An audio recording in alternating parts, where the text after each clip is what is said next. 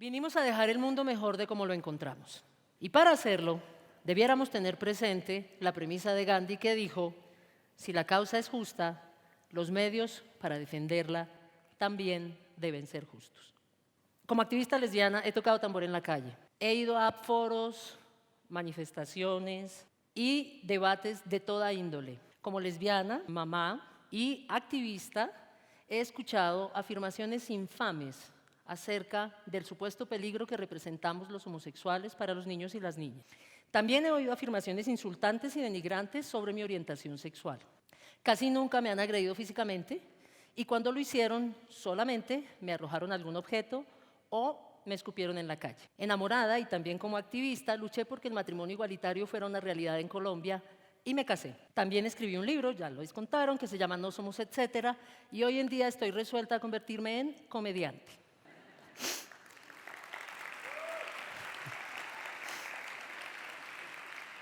Eso sí, jamás he lanzado una piedra en una manifestación, nunca he pintado una pared con un graffiti y jamás he insultado a nadie en un debate. Cuando estás convencida de lo justo de tu causa, la defiendes respetando las formas, respetando el tono. Descubres que las formas son importantes. Lo que tengo claro, a pesar de lo que se ve en esa foto, es que en estos temas el que se despeluca pierde. Cuando uno llega a debates, tiene que mantener la calma.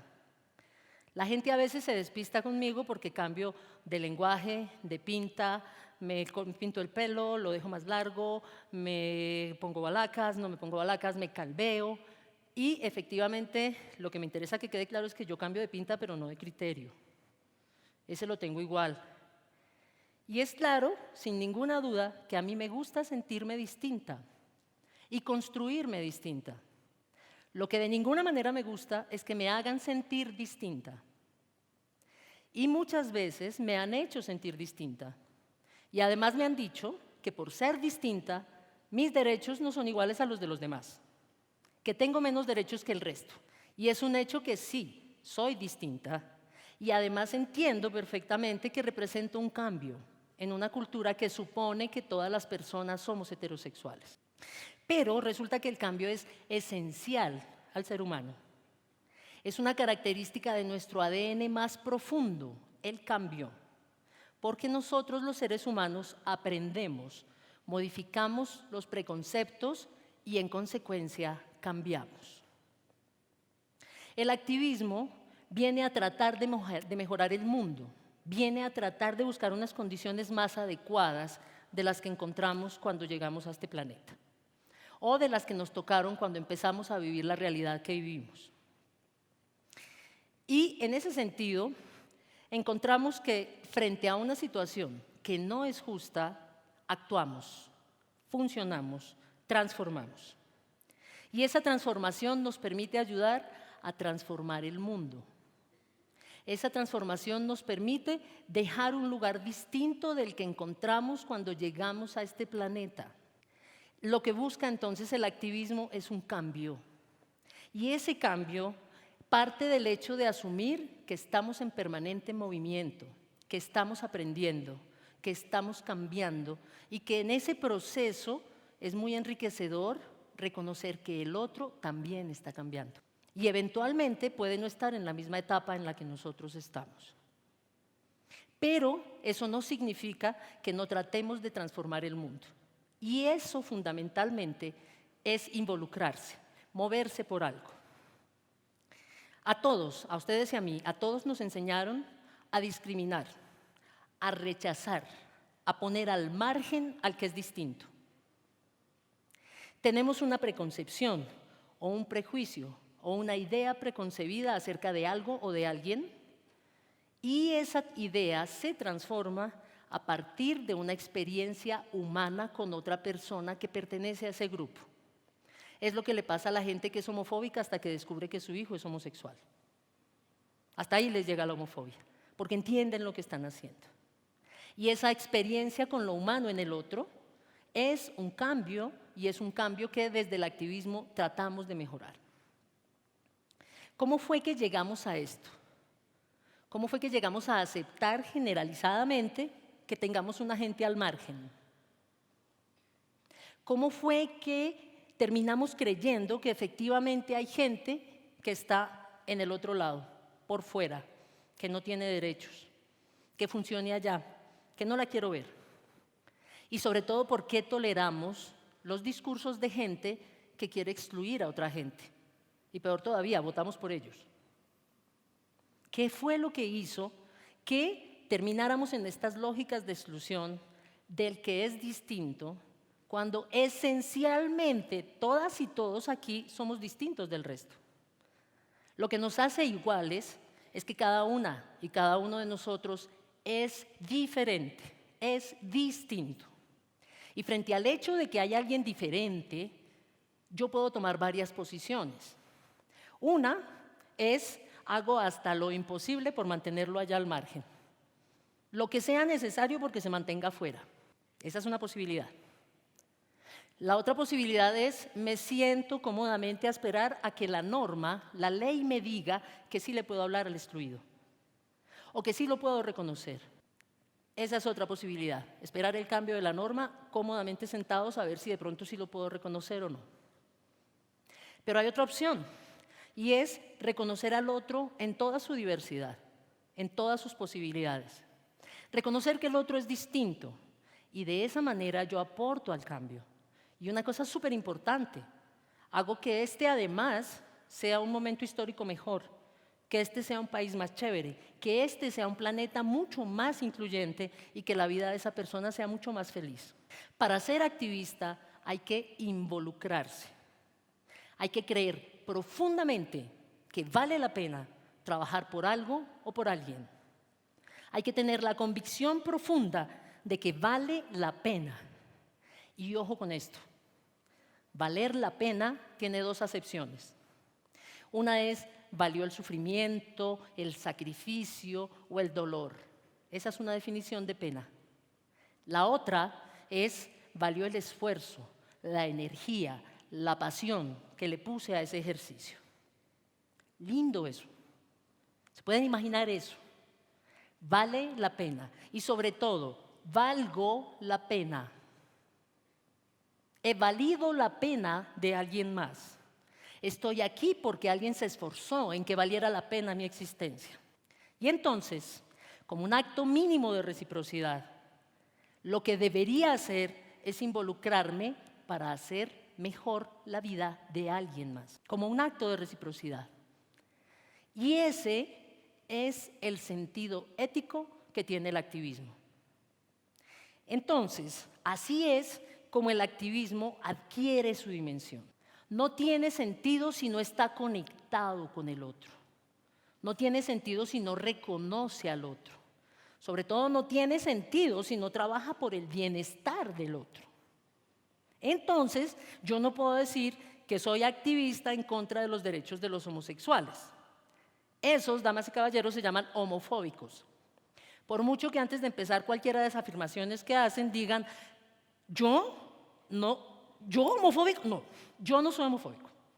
Pero a mí me parece que los homosexuales y lo demás. Tampoco puedo decir que soy activista racista, obvio que no. Y tampoco puedo decir que soy activista en contra del derecho de las mujeres a decidir sobre su propio cuerpo, porque eso se llama machismo o antiderechos. Nada de eso es ser activista. Podrá ser militante, podrá ser fanático o podrá ser mercenario, pero no es ser activista. Si la causa es justa, los medios para defenderla también deben ser justos. Pero entonces tendríamos que hablar del miedo, porque lo que hay detrás de la exclusión al otro es miedo, es la incapacidad de descifrarlo, es la sorpresa de que este personaje ya no sé qué voy a hacer con él, no tengo ni idea de cómo funciona, entonces lo pongo al margen. Cuando yo pongo al otro al margen y lo hago sentir diferente y lo excluyo y lo pongo por allá donde no funcione, yo debería reconocer que lo que me está motivando es el miedo. Yo tuve miedo muchos años, miedo a la discriminación y miedo a la respuesta que tuviera cuando dijera que soy lesbiana. Salir del closet me liberó, sin duda, pero sigo teniendo claro que el miedo finalmente viene a ser la expresión de que sí. Hay una posibilidad latente de que me discriminen todo el tiempo. Es posible, puede ocurrir, pero hay una cosa que me mantiene con el corazón y la pila recargada, y es que estoy absolutamente convencida de que es más la gente que respeta e incluye que la gente que discrimina. Y eso además me da mucha esperanza. Y tengo perfectamente claro además que estas personas que incluyen y respetan, que invitan al primo a la fiesta de matrimonio junto con todos los otros primos, y el primo viene con el novio y los otros primos con sus parejas, esas personas que incluyen ya son activistas, ya están haciendo una diferencia y ya están ayudando a transformar este mundo, a volverlo un lugar mejor. Están reconociendo al otro, lo están valorando, están partiendo del hecho de que no importa que tan distinto sea, sigue siendo muy valioso. Mi vida en el mapa, tengo que contar mi gran secreto como activista. Y les voy a contar que mi gran secreto como activista es que cuando salí del closet tuve dificultades con mi papá y mi mamá. Pero cuando lograron asimilarlo bien, cuando ya entendieron que su hija seguía siendo la misma de siempre, y que por cierto en este momento de la vida los necesitaba más que nunca, cada vez que pueden, cada vez que nos encontramos, cuando los llamo por teléfono, me hacen saber que yo he valido la pena. Y yo no tengo otra respuesta que darles, otra respuesta que darle a la vida, sino retribuir esa maravilla con la que cuento. Y entonces me involucro, me activo y trato de hacer la vida de otras personas mejor. Y trato de que las posibilidades que encuentren las personas sean distintas a las que yo encontré cuando llegué a este planeta. Y eso me hace sentir profundamente orgullosa. Contada esta parte emocional, paso a contarles de lo que venía a hablar. El activismo creativo fundamentalmente es una apuesta en la que llevo algunos años. ¿Y de qué se trata el activismo creativo? Parte del reconocimiento del otro y de la posibilidad de que el otro se transforma. Reconoce el cambio y el potencial que ese cambio tiene para la sociedad, para la humanidad, para avanzar, no para retroceder. Está conectado profundamente con la humanidad del otro y esto significa que busca su bienestar, busca su bienestar. Uno no hace activismo para fregarle la vida a otra persona, uno hace activismo para mejorar las condiciones de las personas que están en unas condiciones inadecuadas. Otra cosa que hace el activismo creativo es apostarle a otros lenguajes y a otras formas y en consecuencia no transige de ninguna manera con la violencia, ni siquiera la verbal. Aporta en la causa colectiva y busca consenso con otras causas. Entiende fundamentalmente que yo no soy solo lesbiana o que una persona no es solo una categoría identitaria, que somos mucho más que indígenas, afros, personas con discapacidad o como homosexuales. Podemos encontrar cosas en común mucho más amplias, aunque las reivindicaciones en cada uno de esos lados sean necesarias en lo particular, pero hay que encontrar el discurso colectivo, buscar otras causas. Y quiero mostrarles dos ejemplos de activismo creativo. ¿Qué puede hacer una activista lesbiana, mamá, si siente o se entera que la iglesia de la cual hace parte la está discriminando? Esta es una opción, es una posibilidad. La otra posibilidad es esta. En 2012, la Conferencia Episcopal, en medio de la crisis invernal más grande que había tenido el país en décadas, resolvió que el tema sobre el cual se debía pronunciar el Domingo de Ramos en todas las iglesias del país era: los homosexuales no son aptos para adoptar. Y yo soy lesbiana, y soy mamá, y soy católica, y me sentí profundamente insultada. ¿Qué hicimos? Otras personas que eran papás o mamás y que además eran católicas y que, por supuesto, también eran homosexuales o bisexuales o trans, fuimos a misa con una camiseta en la que por un lado se leía: soy homosexual, tengo hijos, soy católico, y por el otro lado se leía: la homofobia no es cristiana. ¿Y qué hicimos? Solo ir a misa. No hubo consignas, pancartas, gritos, declaraciones de prensa, nada. Solo estuvimos en misa. Fue un acto de protesta súper elocuente Y tan efectivo que al día siguiente la conferencia episcopal recordó que había una crisis invernal sin proporciones en el país y que había un alto número de damnificados por el invierno y cambió su pronunciamiento. La primera apuesta del activismo creativo no parte de la forma, de cómo se va a manejar afuera, sino del adentro, del yo. No importa lo que les diga su pastor o sacerdote, el mandamiento del amor, el primer mandamiento, no dice amarás al Señor tu Dios sobre todas las cosas. El primer mandamiento lo que dice es amarás al Señor tu Dios sobre todas las cosas y al prójimo como a ti mismo. Y eso lo que significa es que la medida del amor es el amor propio. Nadie da de lo que no tiene.